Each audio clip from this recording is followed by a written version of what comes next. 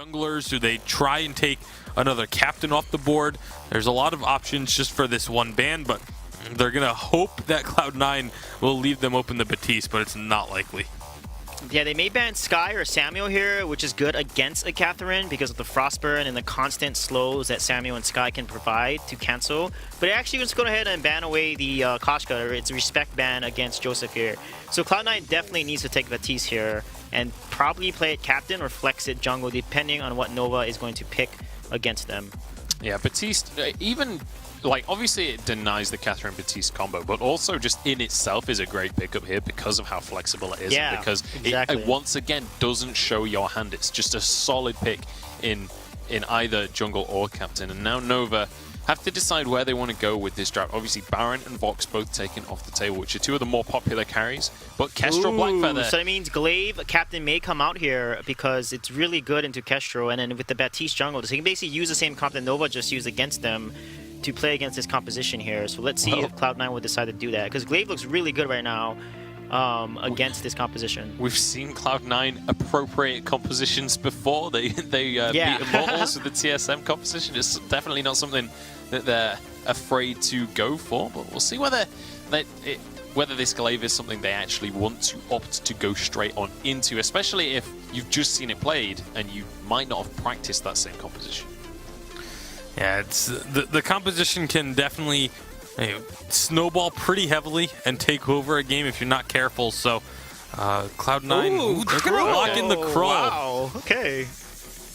Well, we mentioned how they like to play Krull. It was banned. Yeah.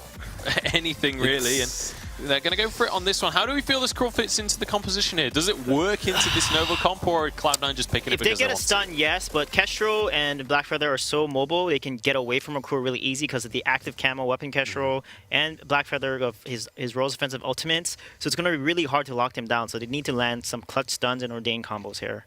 All right, so definitely need to kind of work together with his team, make sure that CC is being chained up. Like, what is it that Nova have to do? Just like kite away from the Krull? Is this once again a matter of the Krull is going to be this early game jungler? Cloud9 have to be aggressive and the other team has to kite away and play it safe? Yeah, it's going to be very similar to that sort of situation. As long as they can avoid getting stunned up, especially if it ends up being a boomerang throw on the From Hell's Heart, that is just a guaranteed kill if it connects. So they need to make sure that they don't get stunned up and just be very wary about fighting around that Krull, because the weakness stacks can be devastating to this composition. All right, so my big question then is, if we get to a stage where we're going beyond sort of 20-25 minutes and we get to this hyper late game that we've seen multiple times across the course of today, is there an advantage, or is it straight down to execution? Is it just down to how these interactions happen during the fights? Yeah, it's going to be down to how well they combo, and Cloud9 is known to combo really well, and Echo Fear is going to be a huge problem in the late game against Nova combo, but they also have Echo Silence. So who's going to silence first, and who's going to echo the fear first? So that's what's going to come down to, is the two captains. Okay, so a lot about how this AoE crowd control comes into play. We'll see how it's going to pan out, but it's time to jump into the second game of this series. Cloud9 with a 1-0, but it wasn't that convincing. Maybe Nova can turn this into a 3-game series. It's time to find out. Hashtag Vainglory8 on Twitter to let us know who you're supporting. But it's Cloud9 going up against Nova Esports. Nova Esports coming here against Cloud9. Quite a tough competition, I'd say, Fuji. Their back's against the wall down one game in this series. It's going to have to be a miraculous comeback for them to take this series home. Could you just say there's a snake in my boot for a second? There's a snake in my boots. Thank you. Like that. Okay. Yep. All right. So now I can focus. I can get into the mix of things. These two teams going head to head, both so mechanically skilled. I can't wait for this game to get underway. Krull being picked up. This is kind of a new addition to the competitive meta to some extent, at least from what we've seen over the past, 5 to 8 months, especially in North America. So happy to see it. But we'll have to see what he actually does with it. Like, will it be a double weapon? Krull could go hybrid. Actually, if Krull builds hybrid, would he be considered environmentally friendly? I mean, I think that would be the definition. And yeah, it's a Krull part of the green movement at this point. He's really just a modern man. He's a classic, man. Well, you know, I think the other thing about this composition is that we'll be able to see quite a lot of dive and lockdown, right? So we see the silence coming out of Vox. We've got the From Hell's Heart stunning up Ordained, Fearsome Shade. There's a lot of things to potentially block. And we know C9 is one of the best teams at syncing up these types of abilities, so I'm a little concerned for Truth and Nova. If they target him, they can probably lock him down, delete him from the map pretty quick. It'll be up to Starboy really to choose which target to stun, because other than that, they don't really have a lot of guaranteed crowd control. Well, if it's up to Starboy, it's probably going to come out pretty well for them. He's been playing quite well, I do say. I think, you know what could be like one of the most satisfying things to actually see is going to be like a Fearsome Shade thrown, catching the team, and like boomerangs wrapping back around and stuns them up on the way back as they're running into it. That could be pretty delicious. Yeah, I mean, maybe that's in the playbook, right? I mean, that's just the style points, Fuji.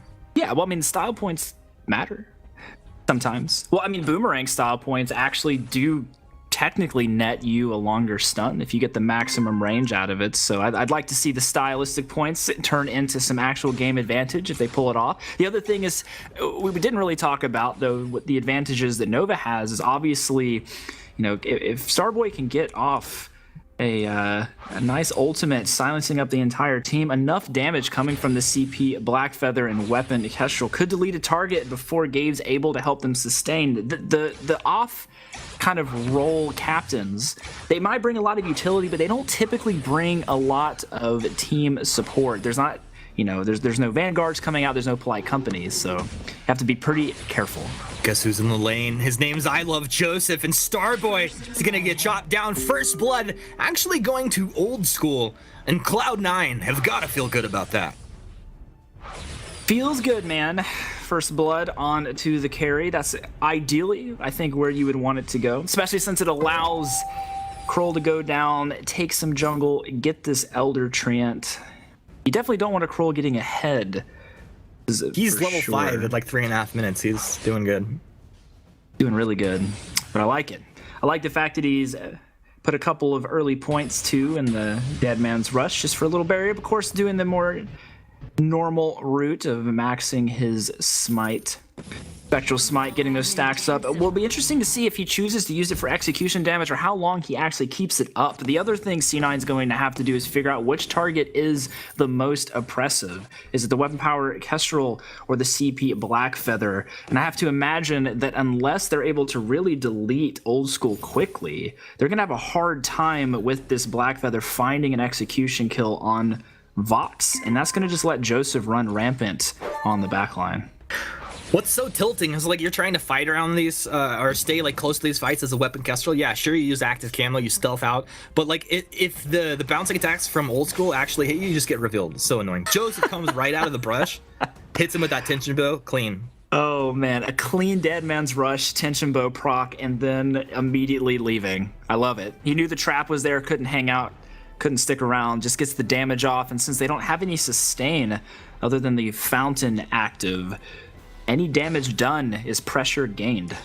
Pressure gained, and Starboy killed. Cloud9 making it happen. They're going to clear out Starboy Scout Trap just to rub a little salt in the wounds at this point, as if Starboy wasn't salty enough. Truth throws some glimmers over the top side, able to clear up the mid for himself. That's a pretty nice job.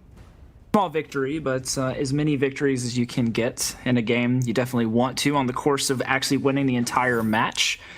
I love it, Humanist, the rubber band rotation. We've talked about it a few times a day. C9 pulls it off almost to perfect effect there. Drop down, make the team think that you're going to go invade, make them think you're going to look for a jungle shop rotation, but then immediately turn around, drop the Ordained, drop the From Hell's Heart, get the kill, and then you just kind of open up the map. Unfortunately, they didn't actually secure the last hit on that front Treant, so they don't get as much as they could have from that successful play. But I'm a big fan of it. Hope to see it again. It's also, I mean, okay, while Cloud9 has been successful in finding kills and, you know, accruing a bit of net worth here, it is Starboy who's died twice. And so the fact that Truth and Delphi are living through this, managing to continue to get some last hits, get a little bit of experience in that downtime, I mean, that is what Nova needs.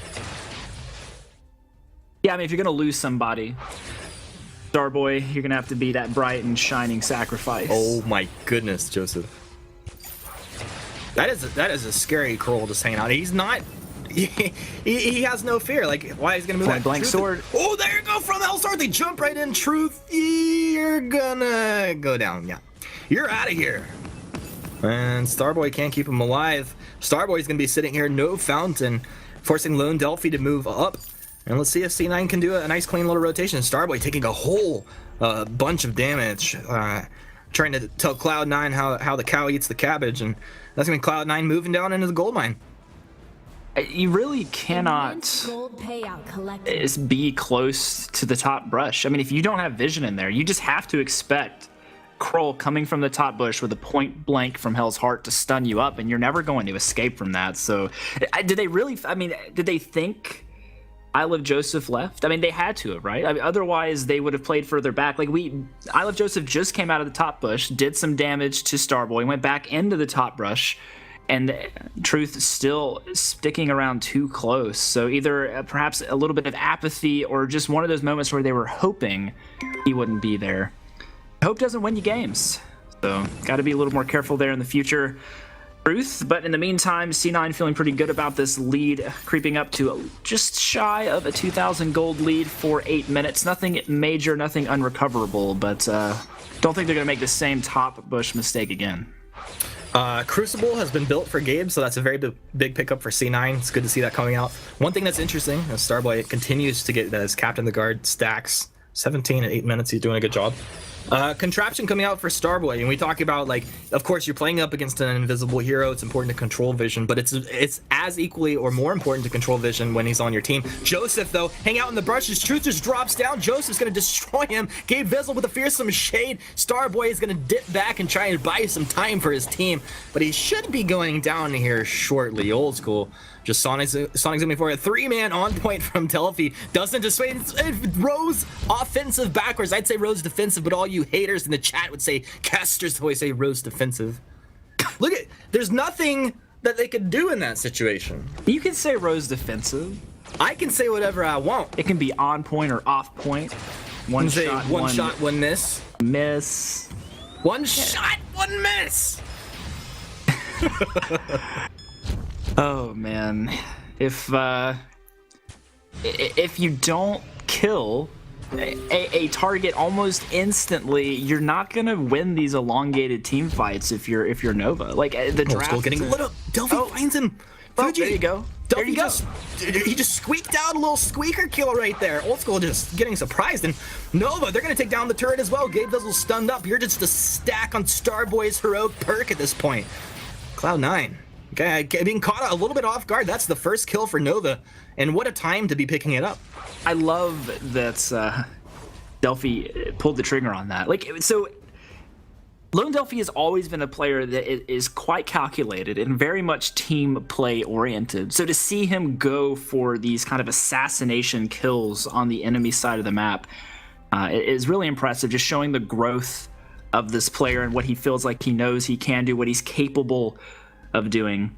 And I like it. I like the fact that he has the confidence to pull it off, and it's what they need. Honestly, it grants them a first turret, or excuse me, not first turret, but their first turret, which is good to get the gold swing back under control. You don't want C9 taking off, but it's going to be tough. We also see Gabe Vizzle getting a metal jacket, really looking to soak up as much as he can in the front line with these Kestrel Glimmer shots. So far, no attention being paid too much from the carry or captain of C9 towards the CP damage output from this Black Feather. But we do see Kroll rocking some shield as he closes in towards his Aegis here quite soon. Yeah, and Joseph, Poison Shiv Tension Bow, he's getting a lot of work done. C9 have been going with this double weapon Kroll, insert Kroll into the comp.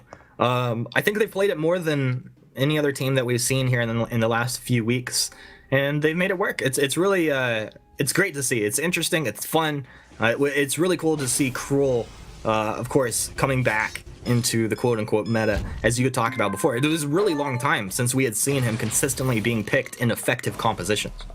Yeah, no, I really do agree. And I think in this specific matchup, he's super effective too, because it's essentially you're not going to die to the CP Blackfeather. He's not going to outtrade you. And if you get on top of him, you're going to be able to reduce most of his damage anyway. So I like the pickup. The Batiste comes through as kind of just a CC nightmare. This crowd control capabilities coming from this captain. And if he goes for Clockwork or if he goes for some kind of Echo, he's going to have multiple opportunities to really keep this Blackfeather from wanting to stick to a target. But I love the Kroll pick. I think it's an ideal situation for this, and we'll have to see if he can hold true. But if he blocks this, ooh. They block the From Hell's Heart, but they don't quite block the wait for it. They block off the Fearsome Shade. That was block, not block. Or the reverse. Blockity, blocker, blacked out. He blacked out, came back, blocked again. It's been a tough day in the fold for these guys, all right? Like, they're fighting for pride. They're fighting to capture the energy of the crystal. They're also fighting to go into day 2 and further themselves in placements for the Summer Unified Championship coming up here in September. So a lot on the line in these games, no one wanting to really shy away, but Nova, they're not backing down with that goldmine payout, immense payout, I might add, brings them closer once again. Now less than 1,000 gold separating these teams. I love it. Close game. I love it as well. Starboy finds another stun. Gabe Vizzle hit him with that bad mojo on the way out. Bad boy Gabe Vizzle with that bad mojo. Well, Fuji, this is the point. While Nova have kind of stalled out all of the aggression coming out of C9, maybe just for a moment, they stalled it out. I mean, in part, this is due to Truth actually getting to the point where his damage output is kind of respectable. Like, he's getting into his 4th offensive item, and you have to take that into account. Like, you can't just kind of willy-nilly be getting into these fights here.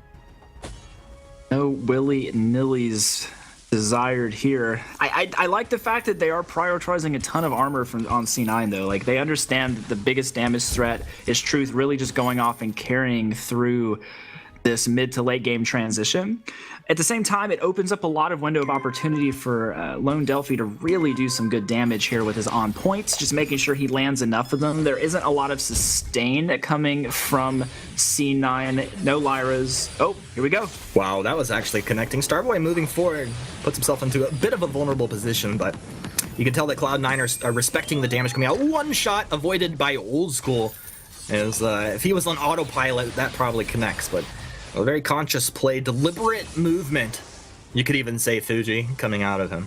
Yeah, it was a great sidestep to miss that incoming damage. Allows them to stay on the map, no retreating, no backing up behind the turret. Allows them to kind of push a little bit forward here. But we'll have to see what the next move is for these guys. Gabe Vizzle does have 1,300 gold in his pocket, waiting for the impending purchase here. I also want to see how I Love Joseph is going to move around in these team fights. Essentially, because he's got this kind of weapon build Kroll going on, but he doesn't have a lot of ramp up damage. He's all about like the small sustain from the Shiv, a little bit of the burst from the Tension Bow and Pierce, but he's not going to survive. He's not super tanky. So any decision he makes, it has to be pretty much an all-in commit, or he's going to have to get out of there, because otherwise he's going to get shredded pretty heavily by the damage coming out of this Blackfeather and Kestrel for Nova. And he was doing that earlier. I gotta say, quite honestly, as the game goes on, those opportunities become a bit more rare as the map spreads out a little bit. One shot, not quite connecting from Truth. Joseph moves up, and he's gonna hit Starboy, but think twice about that, as that's not the target he wants to be on. Maybe his team not quite ready to follow as well. Nova have them split. Wait for it, comes down. They've silenced two. From Hell's Heart connecting onto Truth on the backside as well. Truth, can he kite back? Yes, he can. The active camel, they block off that blast trimmer out of Starboy. Lone Delphi able to get out of there. Truth, he's just standing his ground. Truth, what are you doing? You're too squishy to just be standing there. Truth trades for Joseph, and Starboy, well, he'll surrender his booty to C9, the pirates of the fold. And Lone Delphi able to get out of there, but you could tell that was kind of awkward. Like, Nova not really sure exactly how to fight that one. Yeah, I don't really understand either.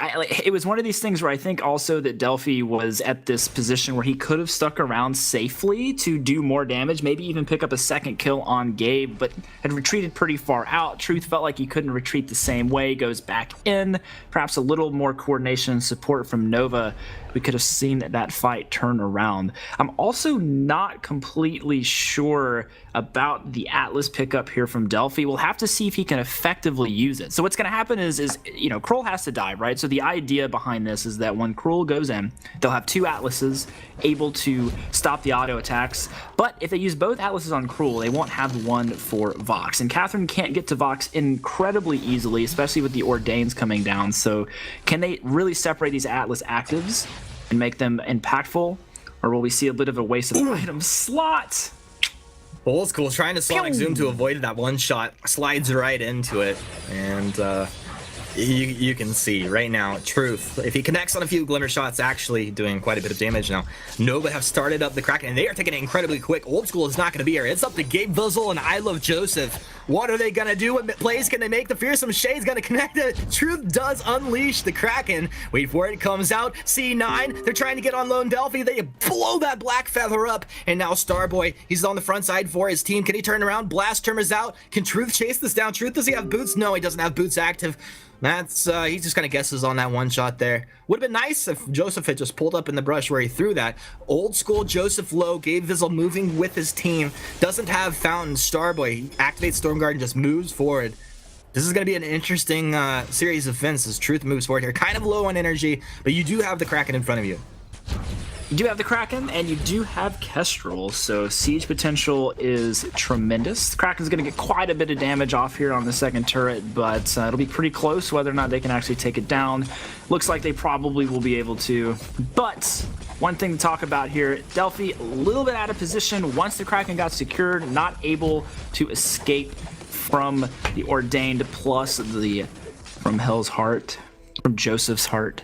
That Atlas Pauldron didn't play a huge role in that fight, I gotta say.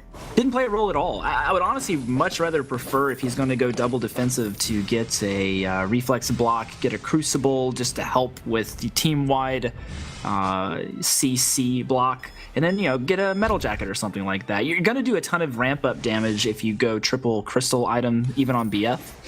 But we'll have to see. He's got to be super careful. Your Rose Offensive doesn't work exactly the same on CP Blackfeather. You're not particularly wanting to use it to go in deep. So he does have those 2 charges.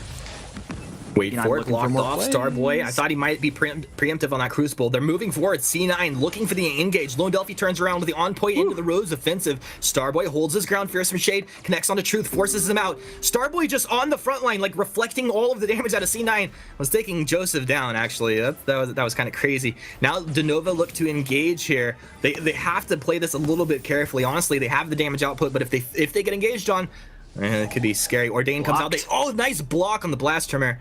Gabe's going to throw his own Crucible down, keep his team in healthy fighting shape. Truth looks like he wants to port home. Yeah, he's going to port home. Delphi trying to hold the lane. They're going to lose the turret here as the 2 of Nova go back to the base. But this is Nova moving out. Was that 1,000 damage crit on Truth that he just hit on that lane? Joseph, he's trying to empower himself up, hanging in the mustache brush there. You find us done on a Gabe Vizzle. Old School, what have you done? Old School, no! This is not what you wanted, but Fearsome Shade from Gabe Vizzle from downtown. Truth moves in, he's got Journey Boots, finds the basic attacks that he needs. And now they're looking to chase this down. Fuji, make your predictions, punch them into the keypads now. Who win? 1 for Nova, 2 for C9. Gabe Vizzle turns around, gets wrecked. And this is just Nova absolutely winning that fight. I gotta wonder, dude, like, what was Old School's positioning there? I don't, this super overgreed going for the camps in the jungle there. Like, you got the second turret, you're moving around, you're trying to pick up good positioning, good team fights, good objective control, but then overstaying for jungle camps, not ideal at all. If you're spending this much time trying to do this much with your lead as C9, but you're constantly giving gold back into the pocket of Nova, allowing these guys to come back in.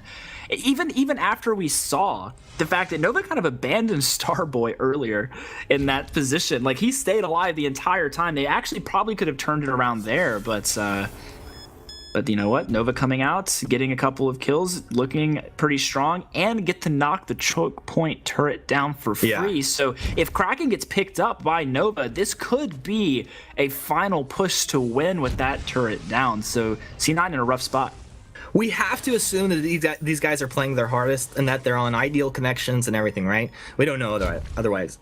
The way that Nova's playing right now, I gotta say they're the real deal. Like, they're stacking up against C9 incredibly well. We've seen them playing well in the past few weeks. Gabe Vizzle stunned up. Can they burst him down? Gabe Vizzle dropping low, gets the fountain out, but Joseph, he's right onto Lone Delphi. Lone Delphi, you need to kite back. He's doing his best. Did they get that stun off? I'm not sure if Truth did, but Truth sure is pumping out a bunch of damage. They've lost Lone Delphi. Starboy on the front side. They block off the blast trimmer. A great job. That flare, allowing them the vision to know exactly how they need to play that. What? Oh, he gets it's it. actually gonna hit. Truth clips Old School just on the edge of the hitbox. Joseph, he's gonna try and get empowered there. Gabe Fizzle, though, taking a lot of damage. Truth, he gets the active camo. Can he find the stun off on Joseph? Yes, he can. It comes through with the clinical basic Nova with the ace. That's exactly what they needed. And I'm not sure, with these respawn timers, can they move right down the lane and try to close this out? Fuji. This is kind of risky. I mean, so you're gonna get one turret here for sure with this Kestrel build, but like, I mean, it's going to mean that Vox is going to be up pretty soon after this turret goes down. They're gonna kill the second one. It's gonna be a race against the clock. I don't know if Old School can actually stop this himself. The amount of damage coming out is just too much. Even with this, oh, the blast trimmer comes through, auto attacks coming through Humanist. Whoo! What a game. Ladies and gentlemen, boys and girls of all ages, look like we're going to Game 3. Game 3 it will be. I love the fact that they pulled the trigger on that, though. Kestrel's damage and 2 objectives is just so good with this type of build. It really is. It's beautiful. And Truth actually picked up a Crucible as well. He picked up Journey Boots once again. He's using this item incredibly well, almost better than anyone I've actually seen use it in recent competition. Really cool stuff, dude. We got one more game. This is hype. And to get us ready for that Game 3, break this one down just a little bit. Munchables, Sweet J, Tasty Big.